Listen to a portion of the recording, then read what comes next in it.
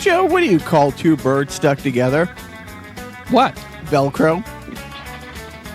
Velcro. See, Oh. it's like his bird. Okay. Okay. Hey, Joe, you know why Peter Pan is always flying? Why? He never lands. Never lands. Oh, Neverland. Neverland. Oh, my You God. see, These... they're gold. Is that Dimitri Martin over there? I can't see. He doesn't want to be molested by Michael Jackson. I think so. He never lands. This is Jacques. Oh, you grabbed a Diet Coke, not a Coke. That's fine. I'm on a diet. I gotta watch my figure. And that big hunk of man over there is Joe. Welcome to Carnival Personnel.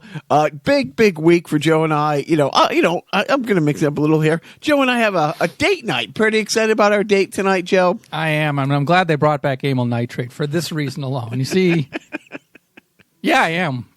Oh yeah, we're actually going to go see people perform at a venue. Real comedy. And then hopefully we'll learn something about comedy that we could take back. That we're not good at it. Right. We suck. Let me tell you why we suck at podcasting.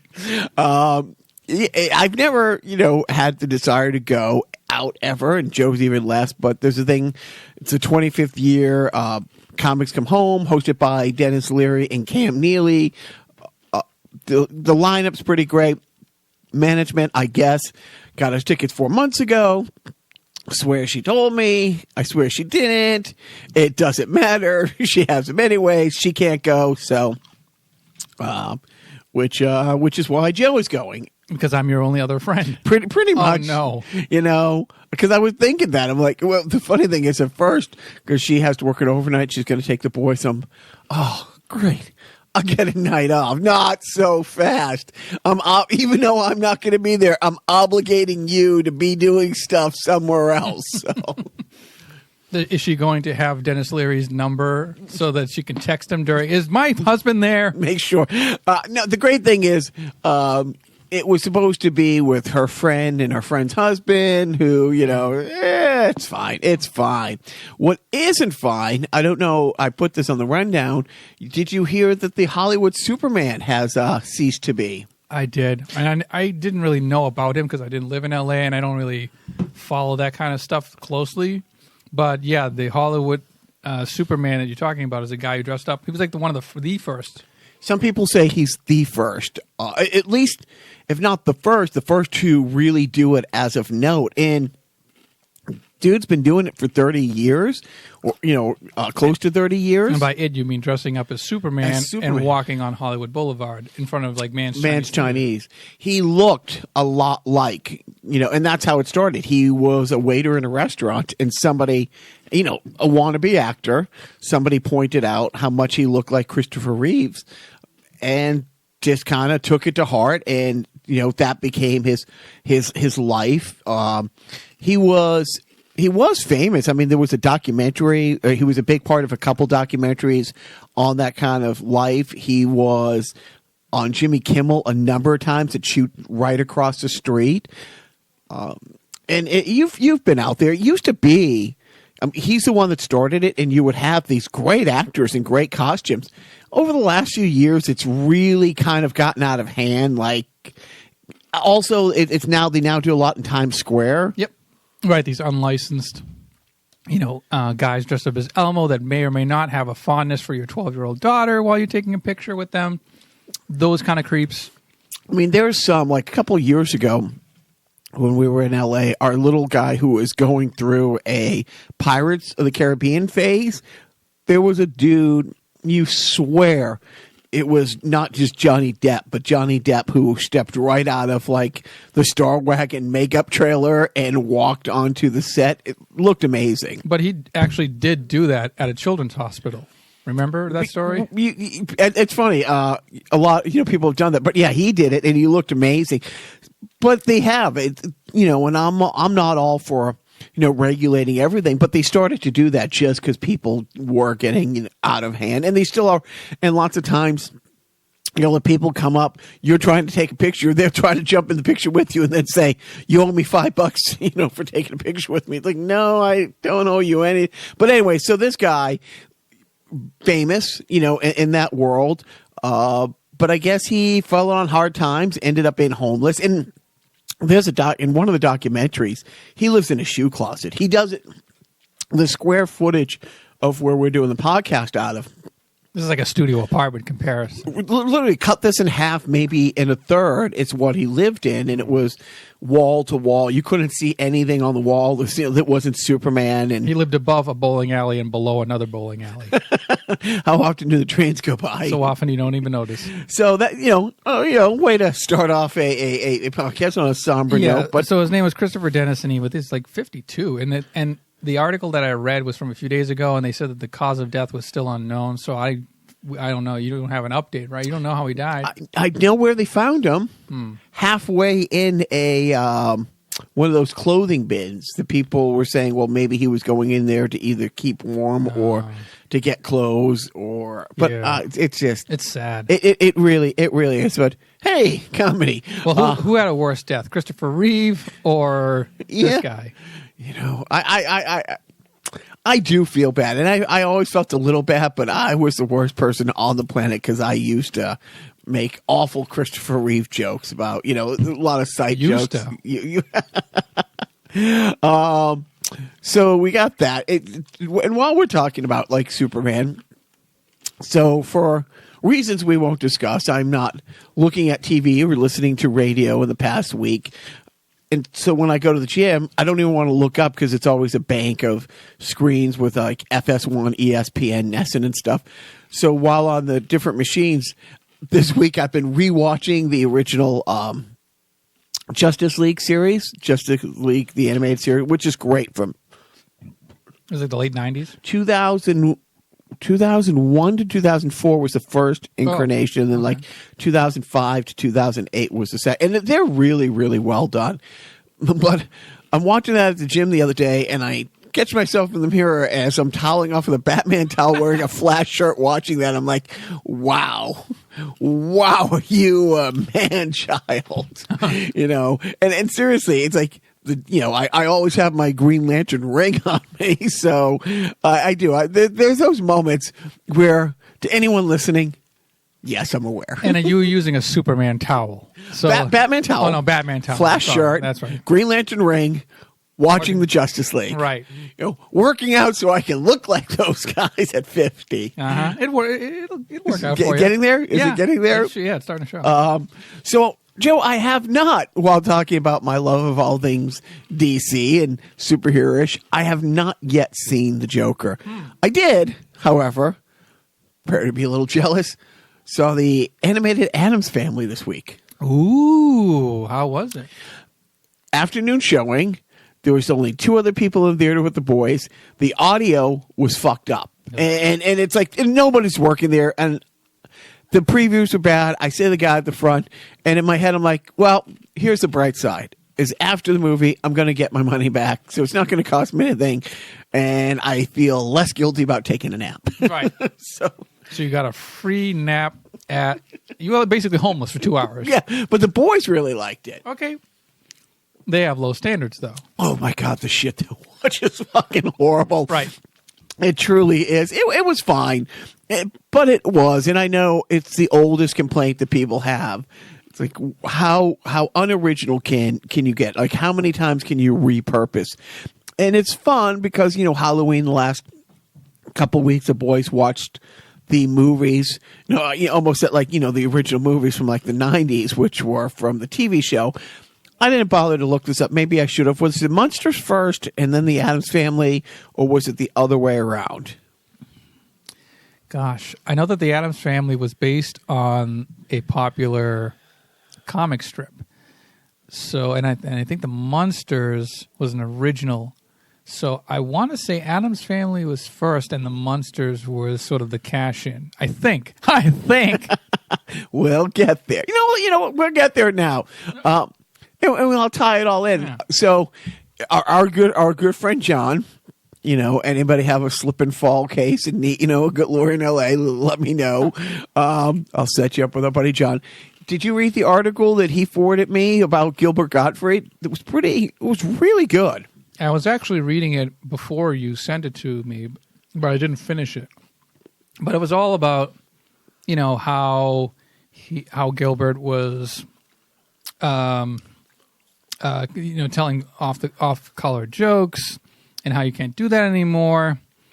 And about they touched on the Aflac thing. And it seemed like the interviewer was probably young, substantially younger and didn't quite know a lot of the history of Gilbert Gottfried. Because I'm reading it and it's probably you and and? Yeah, a lot of this was I guess the interviewer didn't realize that Aflac's base clientele was 90% in Japan, and that was one of the main reasons why it was led for them. That led Aflac to fire Gilbert Gottfried after he posted all those awful, awful jokes. By awful, I mean after the tsunami in Japan. And he was the first, he was a pioneer in a lot of different ways. I mean, he was the first, celebrity of note to ruin their career with social media. And the whole article, and it's what, John had, I think, really pointed out, is how Gilbert spent the last 40 years right there. Not quite here, but right there. He can see over there from here, but he just never really got, there. Not here or here so much, right about here. Happy face. So yeah, and it is. It's very much like a Norm Macdonald story. Somebody who was on the precipice of breaking through and having a more substantial career. What I liked is, Gilbert, I don't think he's ever had fucks to give. I really don't think he's ever, even in the younger days, been afraid of pissing off the powers that be. Yeah, he even says, when he was younger, he had stupidity on his side because he was 15 years old when he first started doing stand-up comedy, and he just didn't know any better. He didn't know not to be afraid, or didn't know, not to go there every night and walk in the rain and the snow to get to the club because he had to perform. But yeah, as far as his attitude towards comedy, they talked about after 9/11, they did the Hugh Hefner roast, and that's where he told that joke about, I would have been here earlier, but my plane had to make an emergency pit stop at the Empire State Building. Somebody yelled too soon, he lost the crowd, and then he launched into the classic aristocrats joke.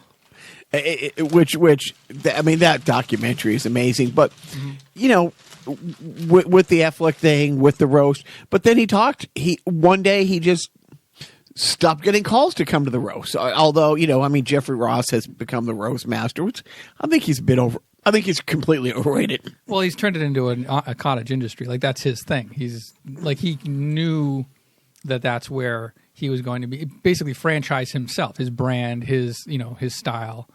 He did get, however, Jeffrey Ross brought Gilbert in to do the historical roasts, which was great. He played Adolf Hitler on the Netflix special. That was fun. And then, when he talked about he'll never be on Cars and Coffee with Jerry Seinfeld. Comedians in Cars getting coffee. Yeah. Yeah. Because that was because he used to just shit on Seinfeld. But he thought that's kind of what you do. You shit on each other, but Jerry kind of... Wouldn't he in the older days, he would go on before Jerry and then start making fun of Jerry. Do Jerry's act. Yeah, while Jerry's backstage. Kind of fuming, but kind of getting it at the same time. So, It was a fun, sad but fun. But it's Gilbert. It's not sad.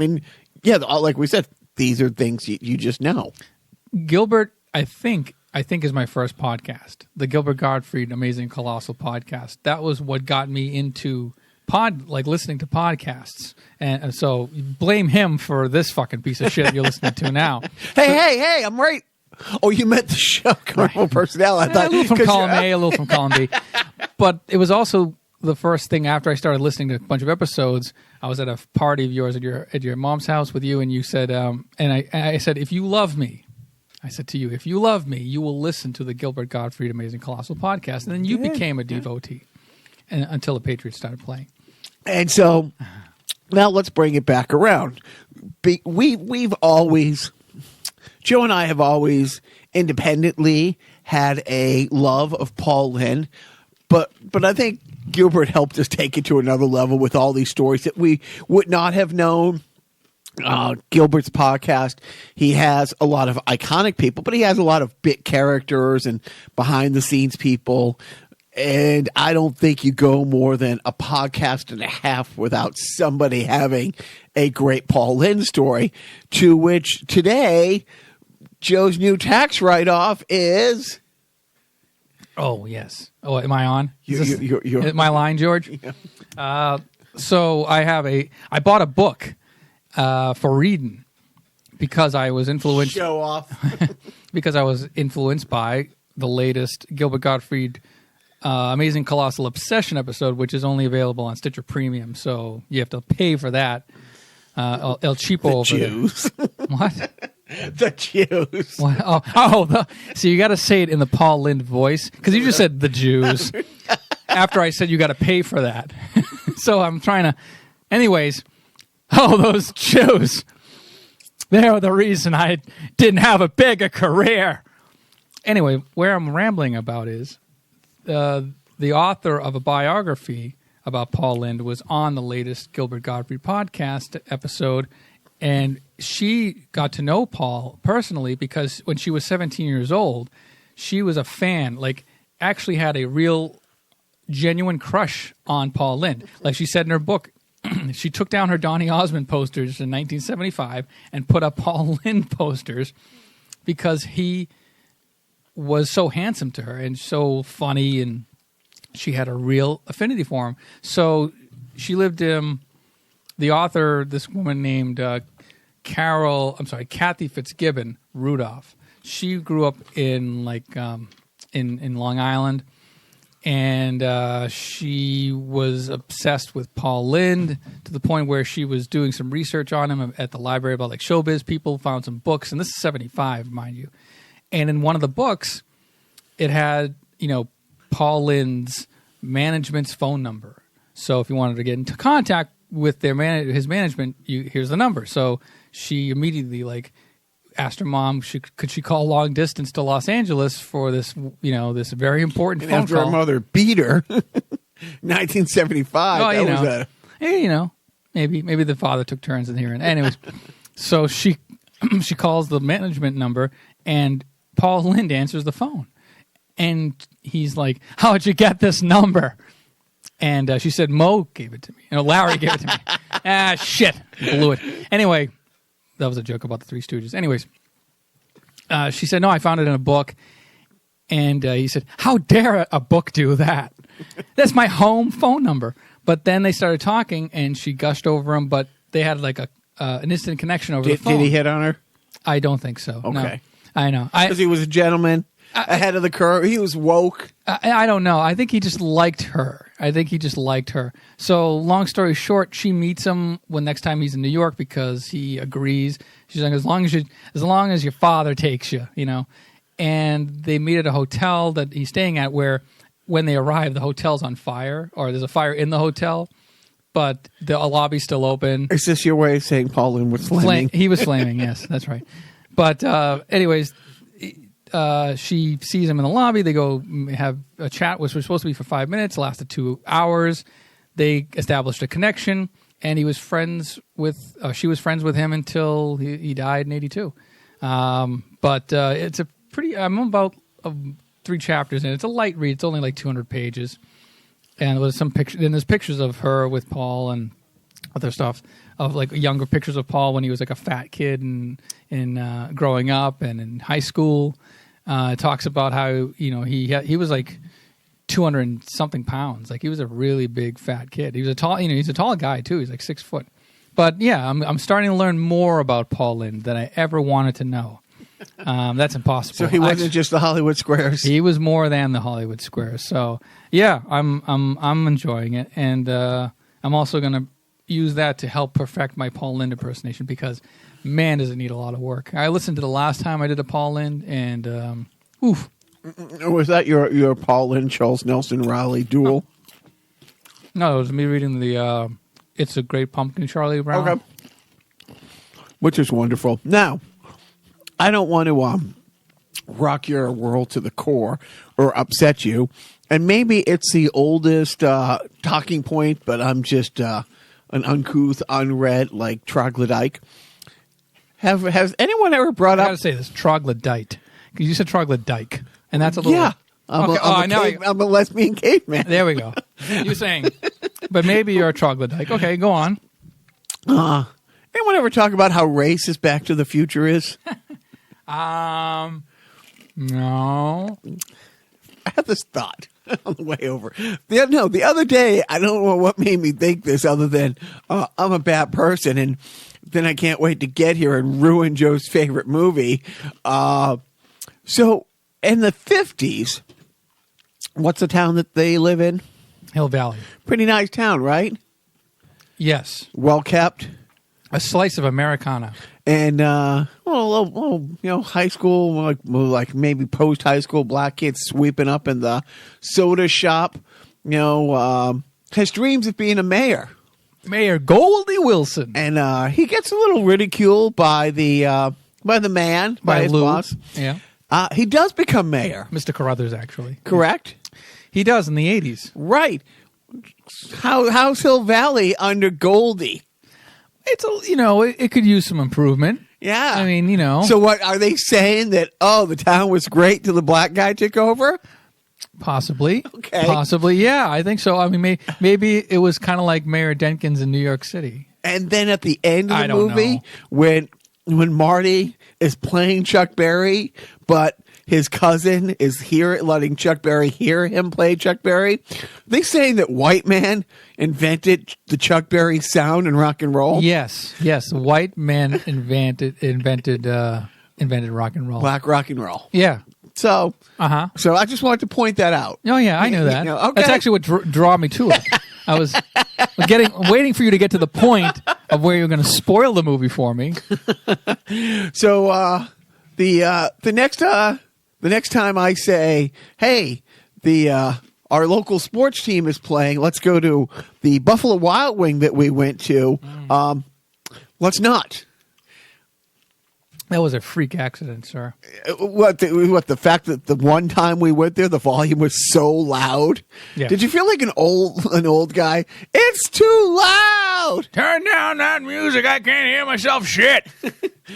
So we did 2 years ago, Joe and I, and a number of our friends went to see a sporting event at the Buffalo Wild Wing in Burlington, Massachusetts. It was a season opener. Right next to where they once had, it was the same location or next to where they used to have the baseball card, the sketchy award and baseball card expo at the Howard Johnson. That's right. It used to be a Howard Johnson's, yeah. And the old man Peabody owned all of it. It used to be farmland as far as the eye could see. So yeah, that I'm on the interweb the other day. One of the few times I'm on the interweb not looking at porn, and I see 1 dead and 11 hospitalized at a Buffalo Wild Wing. And instantly I think, oh, great, it's another, shooting thing. And then I click on the story. It's like Burlington, Mass. I'm like, oh, I think I would have heard about this. But, so somebody confused the floor wax with a dessert topping. I actually saw the news report on Channel 5. And it's pretty, it was a freak accident. It was like, I guess it was during like the dinner rush.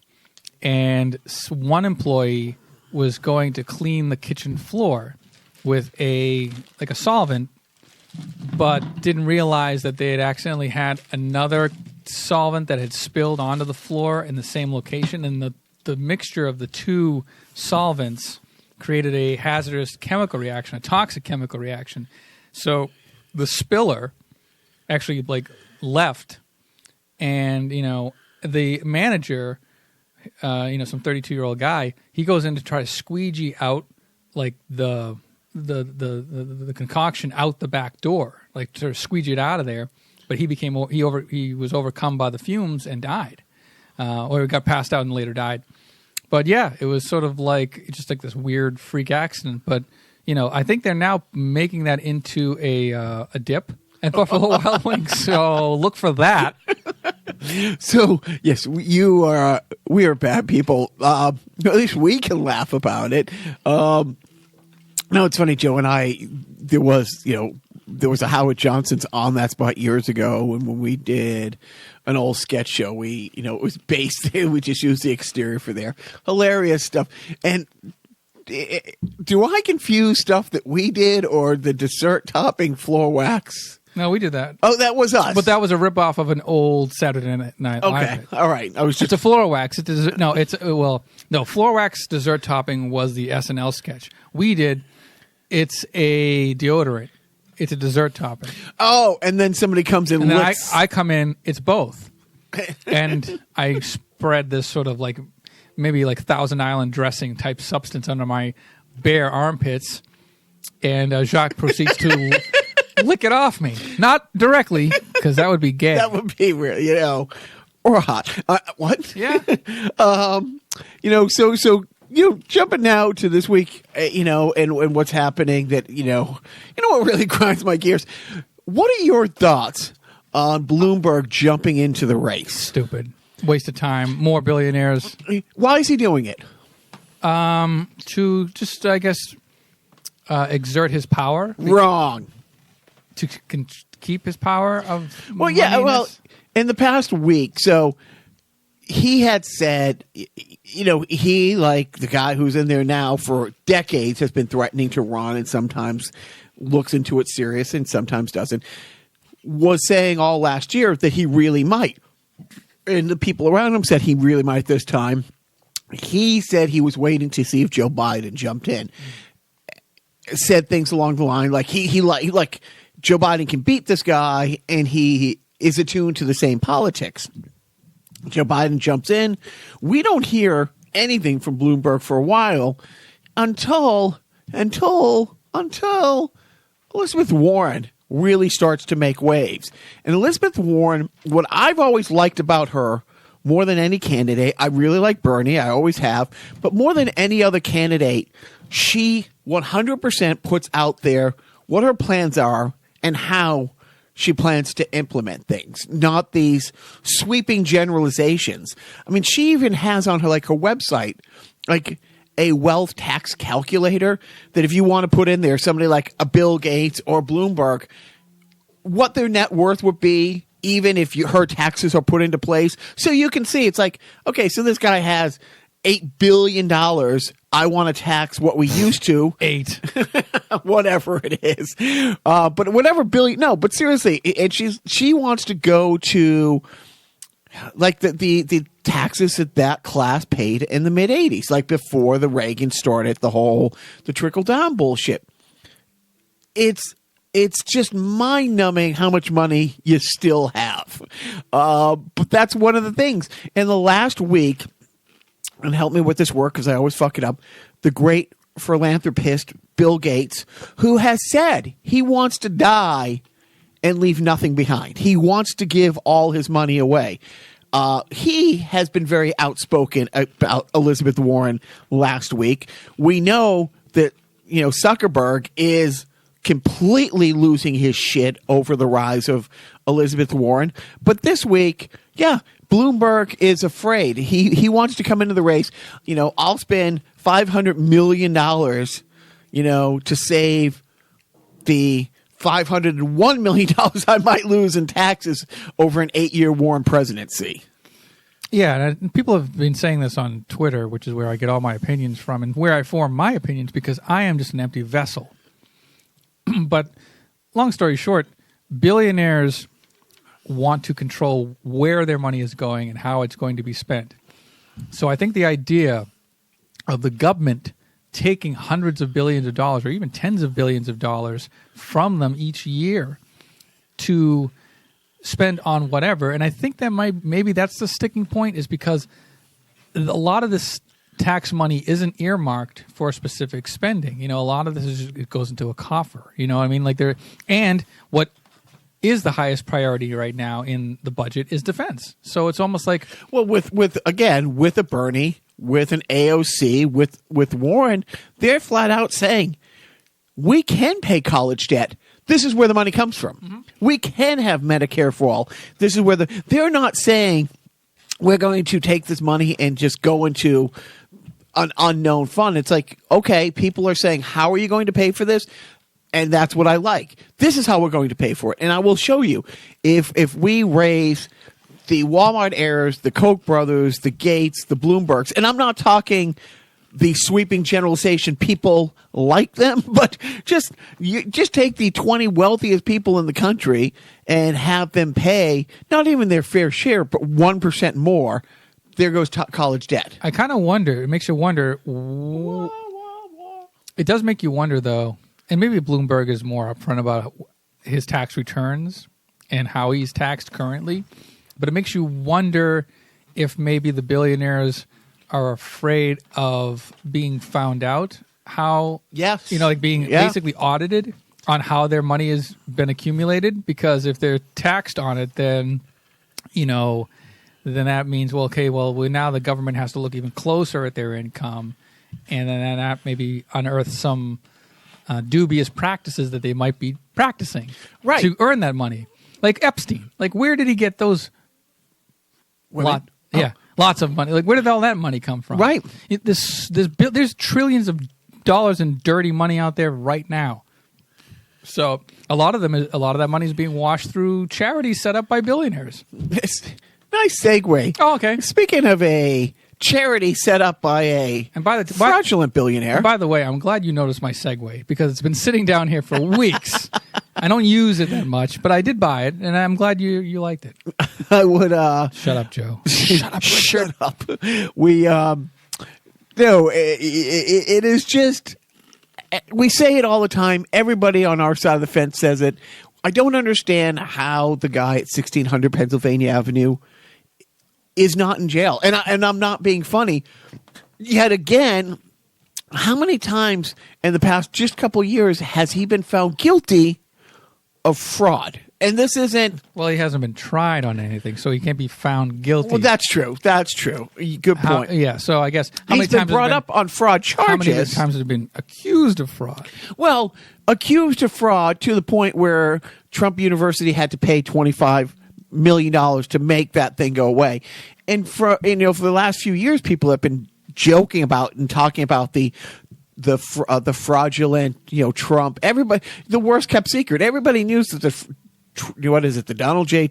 Trump Charity Foundation has never written a check for anything other than buying a picture of himself, paying off debts and stuff like that. Paying off hookers. Literally paying out hookers. Yes, you could say a porn actress, but anyways, it is what it is. But yet again, to keep it from going to a trial, here's the interesting thing. So this settlement calls for not just paying a $2 million, but he his lawyers and open court had to admit to the fraud, had to absolutely publicly admit to the fraud, and he himself has to write a letter to the court explaining the different fraudulent activities and I hope they make him follow through on that. Yeah, because I want to see how he composes a letter. Because then that'd he'll be funny as shit. Right, exactly. But it's like reading one of your tweets. Hey, Joe, you are the worst. I'm just. No, the worst is his son, and I know we know his raps, but it's this week. I don't get offended by many things, and I'm not a big patriot flag waver.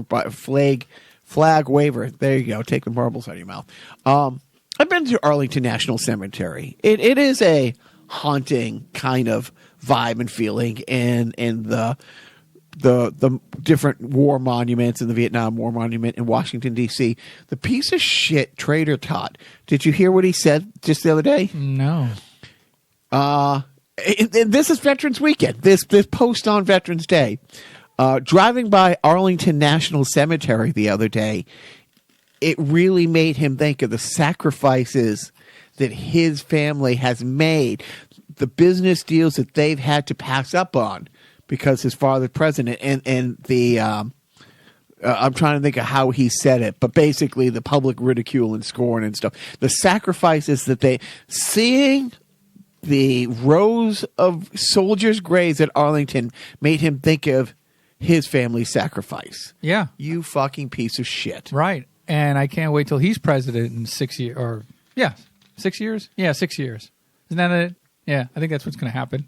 Dude, I mean, it was disgusting the other day. It was hilarious and disgusting the other day. Jimmy Kimmel, I caught this side by side Obama's speech to the nation about Bin Laden and Blotus's. About ISIS, yeah. It was. If it wasn't so tragic, it would be comedy. And then, there's where the comedy lies. But you see this piece of shit say something like that. And again, how many vets, how many deployed soldiers, how many families of soldiers have to see them ridicule Gold Star families, talk about generals and other people who don't bow down to him as if they're pieces of shit. But how does they not listen to somebody, to him say, oh, I see the soldiers at Arlington. I think of the sacrifices we make because we could have made more money. Well, that's where the Republicans sort of collectively tune into the Cartoon Network in their mind and not pay attention to that because they have selective hearing. So I'll ask you a fair question. So when I had sent out this rundown, don't even have to ask it. Epstein didn't kill himself. That was the best. It came out after Halloween, and I haven't seen you since Halloween. We recorded, just after that. But I didn't know about the wall that they had kids build at the White House. Yeah, when they visited the White House, there was there's a wall in the White House hallway, and they had kids actively add bricks, like paper bricks, to this wall. According to the White House. I mean, we don't even believe that. Is it true? It's true. Yeah, and it said build the wall. Like the letters at the top said build the wall. And they had kids, I guess, adding bricks to this thing. Now, I'm not a good person. I'm even a worse parent.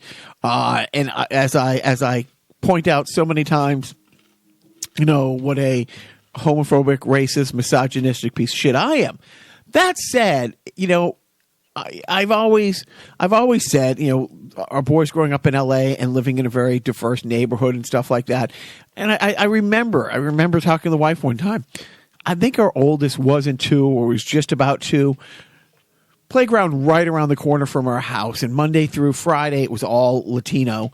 And on the weekends, it was all black. And we went over there, and my kid always had, and I'm not kidding, a half a dozen lightsabers. And kids don't care if you can't talk to each other what color you are. It's like, I'm going down this slide, you're going down the slide, we are best friends. I have an extra lightsaber, let's play. And I just, I'm not like an epiphany, but I always, it always hit me. It's like, man, you have to teach them not to like each other. You have to go out of your way and point something out. And it's like, this is just teaching kids to hate. I mean, it's the grotesqueness of it.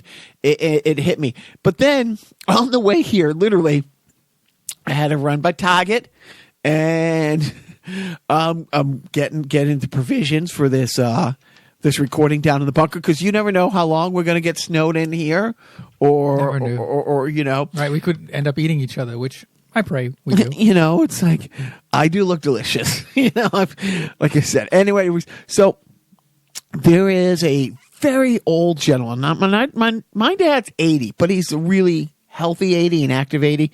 This guy could be 75. He could be 95, but a very unwell looking older white man on a lark shopping, and he has a mega hat on. And my youngest one, as we're walking by, points it out. It's like, oh, Papa, look, he likes Donald Trump. Am I the bad guy on the other side of the pendulum? Because I said to my son, yeah, don't worry, he'll be dead soon.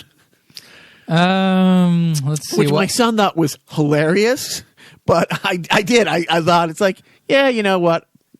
Most of those crap bags will be dead. Yeah, I guess. I mean, I guess you could do the philosophy of everybody's your brother, and or just like, well, that's fine, but it's he has a right to his own opinion, or he's older, and with the older you get, the more conservative you get, and Donald Trump's all about making people more afraid, and maybe that means something more to this guy. That's why he likes Donald Trump, is because he's going to drive out the things that make him the most afraid, which is black people and Mexicans and we're in Lowell. Foreigners. Like, this is a target of Lowell. I'm thinking, how many people see that and think...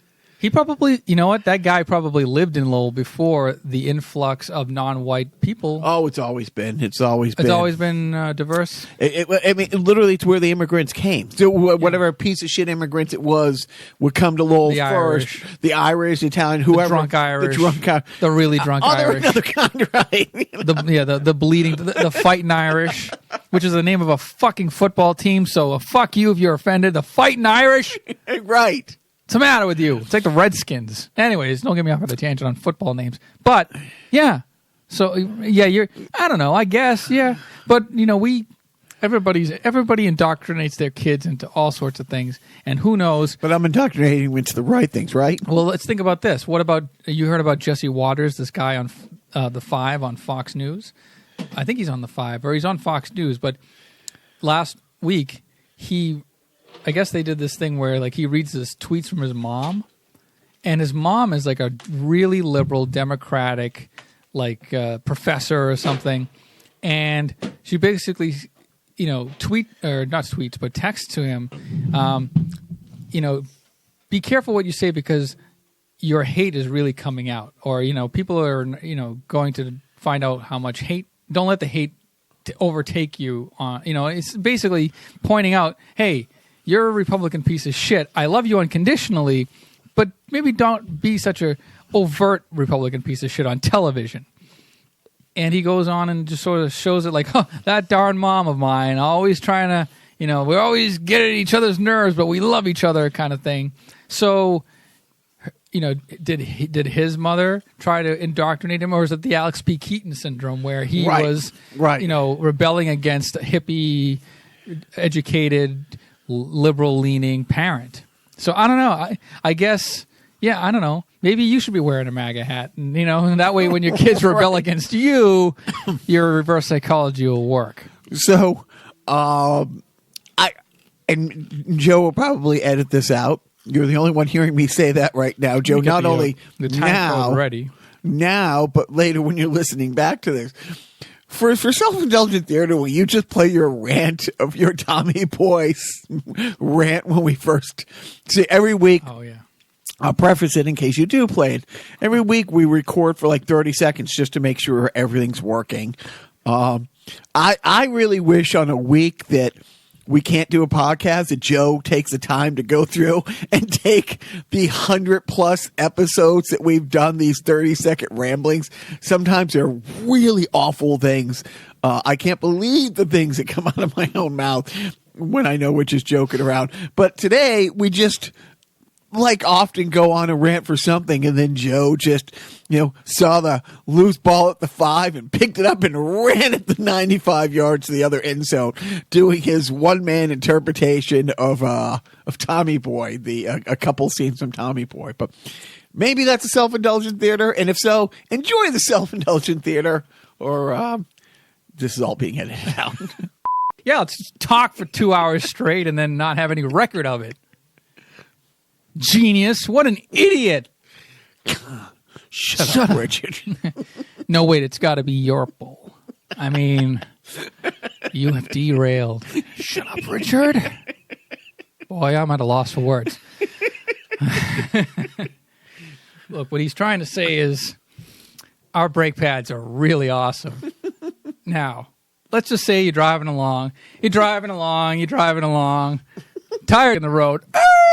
Whoa, that was close. Now let's see what would happen if you used one of the other guy's brake pads. You're driving along. Kids are yelling in the back, Daddy, we want to go home. Shut up. Truck tire. I can't stop. Oh, I'm on fire.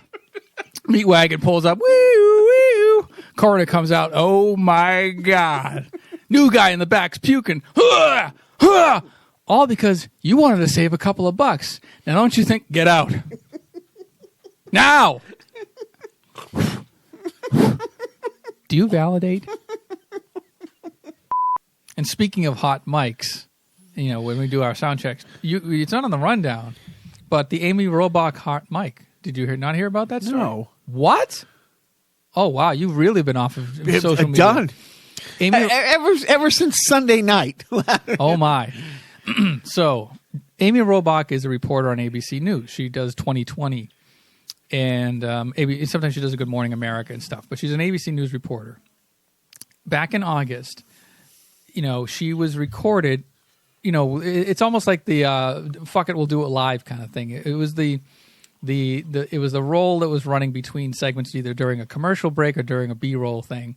And she's sitting at the desk, mic'd up, talking to a producer, and Epstein had just either been arrested. This is August, so I guess he was just arrested, right? And she is pissed off that she had the story 3 years ago with one of the supposed victims or this woman. I forget her name. It's Vanessa something or other, but I forget her name. But she goes, we had her testimony. She had pictures. We had she had information on Prince Andrew's connection with Epstein and Clinton and all that stuff, and they killed the story. We would keep always being told. Nobody ever. Oh, that's a stupid story. Nobody's heard of Jeffrey Epstein. Nobody knows what the story is. Nobody cares. This is what her producers her executives were telling her, and then she goes on to say, what they really were doing was they wanted to interview this. They wanted to secure this interview with the royal family, with Kate and William. So they killed the story. Wow. And we had it 3 years ago, and this is all been leaked out. So somebody got a hold of this video in the control room or something, recorded it on their phone, and they actually determined that they found out who it was since it leaked. But it got leaked to this right-wing group called Project Veritas. They put it on the internet, and now it's out there. And then Amy Robach and ABC News had to put out the statement that it's not that we killed the story, it just didn't live up to our journalistic standards, walking it back. So it's a real black eye for ABC News. But they found out that the woman who apparently took the footage on her phone used to work at ABC News, and then a month later moved to CBS. But then when it was determined that she had taken this footage off of ABC News, CBS fired her. Oh, interesting. Yeah. So there's this whole saga going on. That's shitty. That no, I didn't hear this. It's I forget the guy's name. There was an iconic person for the BBC for 40 years. He was a personality, broke bands. Almost like a Dick Clark, I think, character, and I don't know if he had passed away or if he was still alive. But anyways, there was always these undertones that he liked really young girls. I mean, really young girls. And used his position for decades to, do what he wants. And the BBC was getting ready to run a huge expose on what a piece of shit this guy was. But they had him hold off because they had 2-hour tribute about his career and his contributions to the music scene that they had already produced and edited and spent all this time. And they're like, well, let's run that first, and then we'll run this awful piece. But you know what? We spend all the time and money putting that fluff piece together.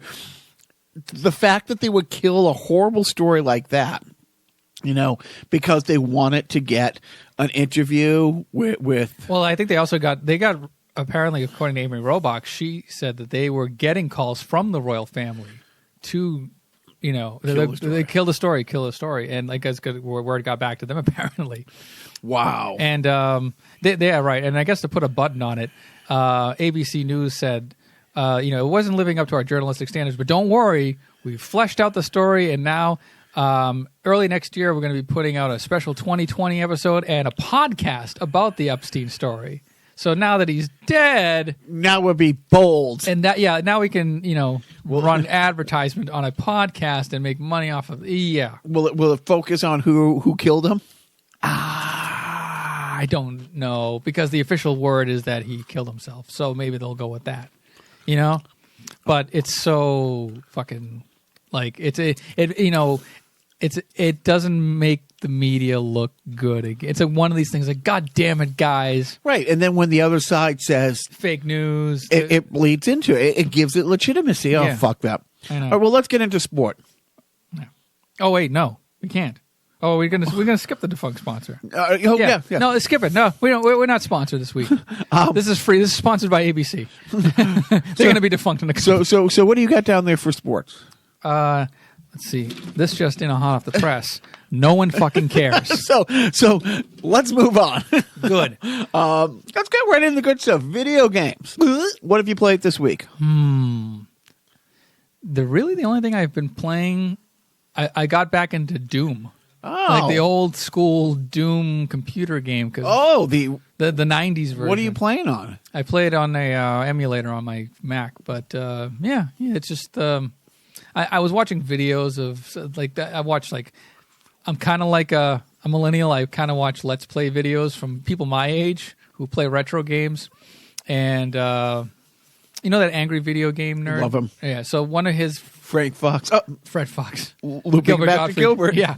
But so the guy that he works with, his name's Mike Matei. He does like Twitch streaming and stuff, and one of it, he was on a run of doing Doom, and I was like, you know what? He's an influencer, and he's influencing me to want to play a 25-year-old video game on my computer, which I did, and it was fun. So I don't know. I'm playing Doom 2. Those just like mid-90s first-person shooter type games. I'm a real winner. You? Of course you're not playing anything. Not playing anything. Well, download the stupid... Like, every time you watch a video on the phone, there's always these stupid commercials for Homescape and Gardenscape. So I download the Homescape game because it looks like it's one kind of game. Like, I've never heard of this. Yeah, anyways, it's basically just one of those Jewel games where you got to match these things. It's a match and clear the screen, and all that. It's a time killer kind of. Well, I mean, it really is. It's not the Cure Cancer game that I'm playing. Right, exactly. And honestly, and like any game, it's like, I'm playing it the other day. The oldest one is in his play rehearsal, because I wanted to be as masculine as possible. And it's an hour and a half rehearsal, and he gets out of the car, and then he came right back out to like get water or something like that. Or so I thought. No, it was an hour and a half later, and he was coming on out, and I was streaming. I think it was a Conan, but either way, I literally thought it was just like a 5-10 minute thing, and I thought maybe he forgot something. Maybe he was coming out to the car to get water, and he gets in the car, and I'm finishing the level, and he's like, "What are you waiting for?" I'm like, "Oh, going back in? No, it's over." And I'm like, "Wow, I'm as bad as he is with games." So yeah, but that's about it. And going to the bathroom, it's like 10 minutes in there now instead of 5, and not for good reasons. Back in the old days, you used your phone in the bathroom for good reasons. Yeah. Boob Fest 2019, but no such luck. So that's about I like how there's one festival designated for boobs, and it's an annual event because it has the year after it. So, with that said, speaking of video games, it's time for nobody's favorite part of the show, the random video game review of the week, where Jacques lumbers over to my Nintendo Entertainment shelf and picks out a game which I have never met before. I've not seen this game before. And now that I'm sitting further away from the wall and some of it is obscured, I can't really glean which game he may have pulled off. I think, is it right there in the J's somewhere? Is it a J game? It's a G game. It's a G game. Oh, that was... Is it golf? No, it is not. No. Is it... Is it golf? Dwarf Golf? Yeah. Gradius? No, I don't know. I give up. Is Give me a it hint. It's a is it sequel. Goonies 2? Yeah, but I don't see a Goonies 1. Goonies 2. I believe the story goes is that in Japan they released a licensed game by Konami is the developer of the game. They put out a game in Japan on the Famicom called The Goonies, based on the movie. And then they made a sequel to it that was released in the United States called The Goonies 2. But they're essentially, I think, kind of the same game. Maybe I got the story wrong, but it's just it's a game based on The Goonies. It is kind of like a dungeon crawler. You're a Mikey. Is that his name? Sean Astin's character. And you have to save your friends. But it's this weird labyrinthine kind of layout. And it's a platformer too. So you're in like the basement of the house where the Tortellis are, and you're running from the Tortellis. Is it the Tortellis? Maybe no. Tortellis was on Cheers. I forget. I forget who the Fratellis. I think it was the Fratellis, the mob family in the Goonies movie. I think you're running from them. No, you're right. And but you have to go in through doors, and the door. But then it's like it's weird. If you go in through the door, and you're on like the south side of the house, then you're out of I guess now you're facing the north side. But it reorients itself. So it's like when you go right, you think you're going right, but you're actually going left. Do you know what I mean? So it's not clear. So it's one of those poorly kind of, it's a poor game. That's what I'm trying to say. It's a poorly coded game.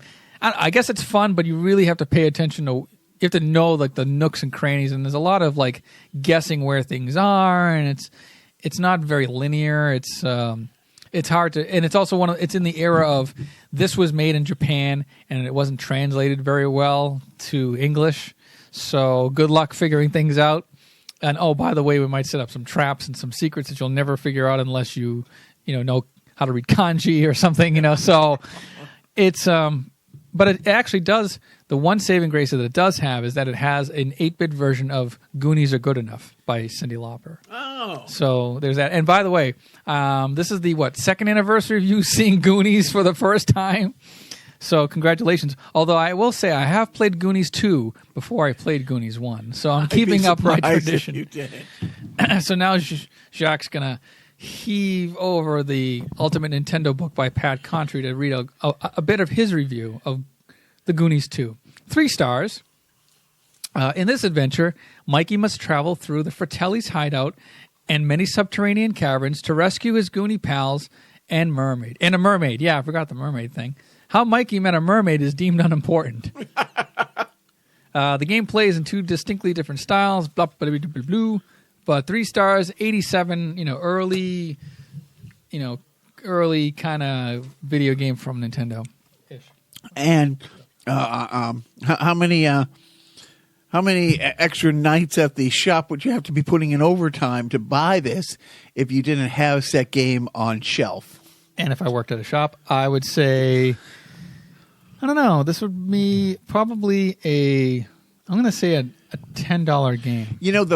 Most of them were. I found the cheapest I found it was $8. Yeah. Okay. But some of them were card only. I saw in the 30s and stuff. Oh, wow. That's weird. I mean, they're asking a whole lot. They really are. Yeah. But I couldn't find Goonies 1 anywhere. So, sadly. I think it's on Blu-ray. What are you watching this past week, Joe? Well, what are you planning on watching coming up? What am I watching?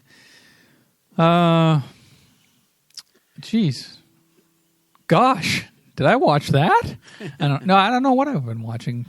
Just random bullshit on TV. Maybe I'm spending too much time playing Doom and watching YouTube videos on people playing Doom. I mean, maybe that's why I'm spending my quality time. Oh, I watched the Goldbergs. Does that count as watching something? I think I watched the Goldbergs last time you asked me what I was watching. Not a bad choice. No. Yeah, I don't know. Just, around. You? I The only thing I've seen, I saw a couple episodes caught up. I think it's only 4 episodes in of Batwoman, the new CW DC show. And thank God they finally incorporated a gay character into the DC universe. Which is funny. In the comic book, Batwoman's gay. But it's just, and like I said, I'm not always railing on this. It's I don't want it to be a plot point of every episode now. But what is really funny is during the show, periodically, you hear a radio broadcaster, like a news person, giving updates on Batwoman and where's Batman and all this, and it's Rachel Maddow. So I think that's funny. And then I'm caught up on the Titans on the DC. Like they don't release it like a Netflix thing. They release 1 episode a week, which is. It is what it is. It's like I like to binge watch. It's like I don't have much time, but there's these windows where, okay, everybody fell asleep. It's early. It's 8:00. I can stay up to like 11 and watch like 4 episodes of something, fast forwarding through the commercials or just, fast forwarding like, dumb scenes and stuff like that. My wife hates watching stuff with me because I'll do that. But yeah, so that's it. I've only watched the Batwoman and, cause again, I'm a grown up. I know what I've been watching, or I know things of note I've been watching. One, The Neighbor Through the Rear Window. I can see you through my bedroom window. Is this Dawn Knotts? Love Dana Gould. No, I've been slowly getting through Cheers on Netflix, and I finally got to Who is Cliff Clavin, the Jeopardy episode. The best. Yeah. The best. Yeah, and it was great because I've never seen it before. So when Alex Trebek walks in at the end of the episode into Cheers, and because they were taping in Boston, my heart. Yeah, right. Cliff. Spoilers. Cliff was he was uncatchable in Jeopardy until Final Jeopardy, where he bet it all and didn't make it. He couldn't get the answer to the question of there was basically like 3 actors, 3 very famous actors from one from the 50s, 60s, and 70s. Yeah, and it was their real names. And right. You had to guess who their acting names were, and they all had played the same role or something. King Arthur or something like that. Yeah, and his answer was who are 3 people who have never been in my kitchen. But when Alex Trebek walks in at the end.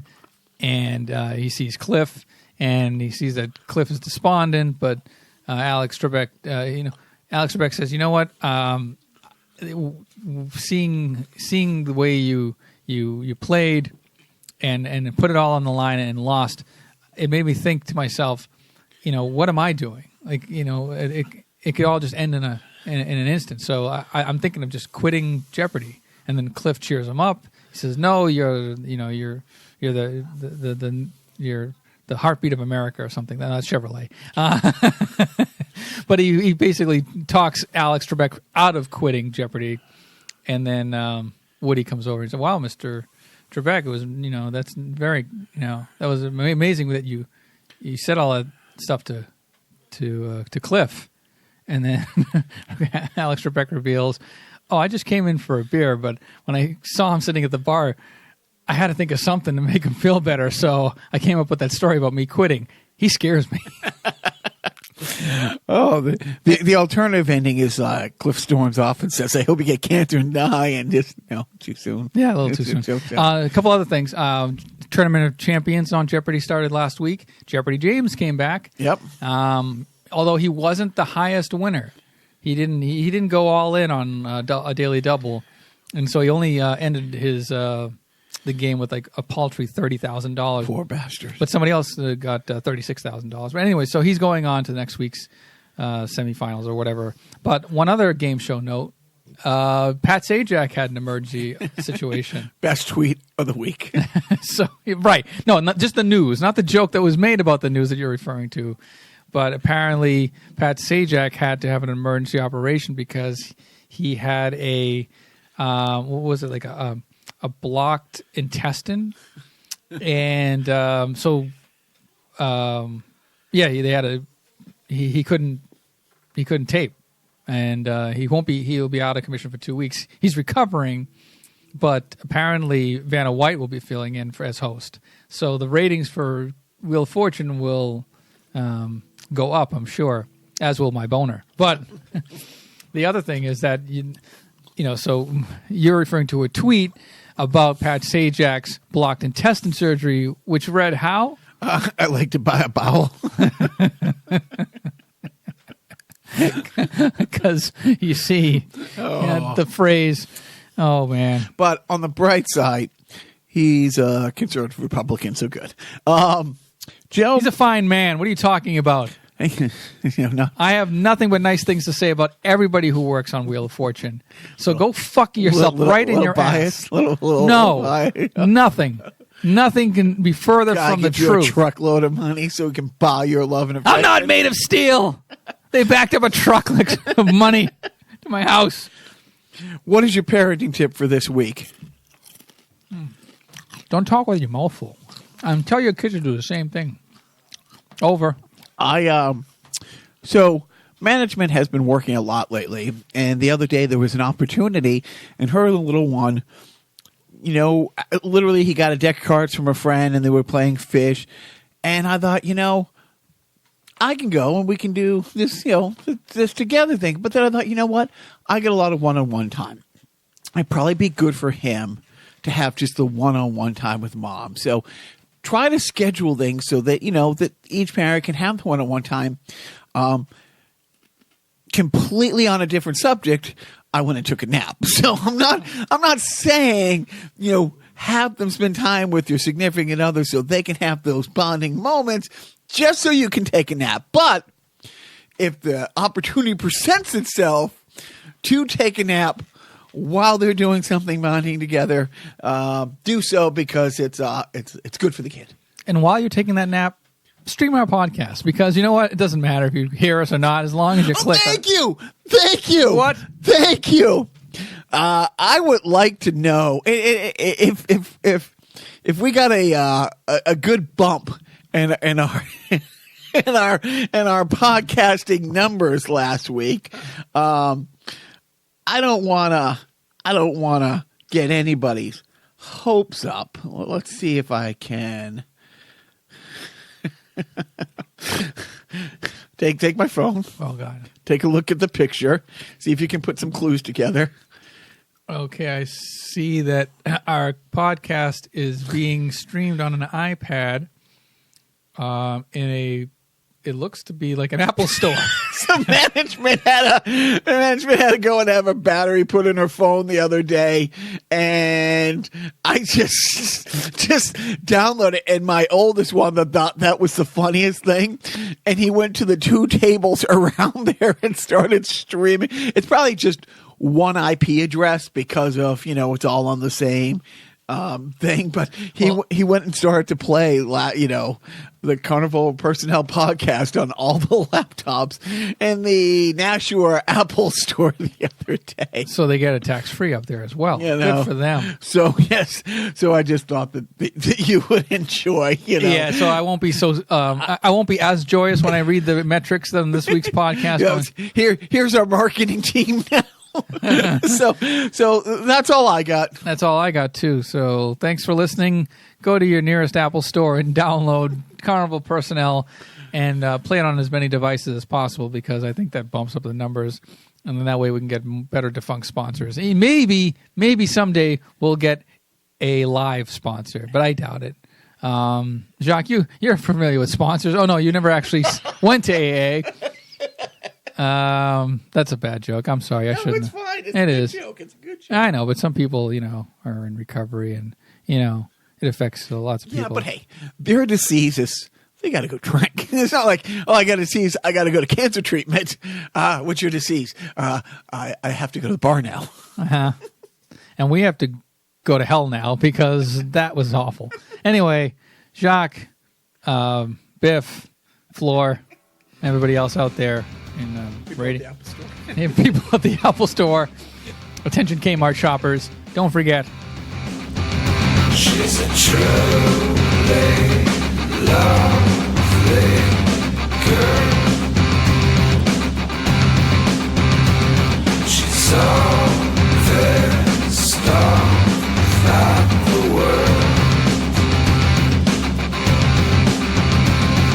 It's her desperate yearning that keeps the fucker turning.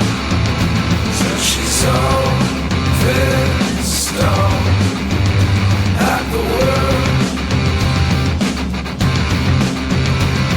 He's all pissed off at her.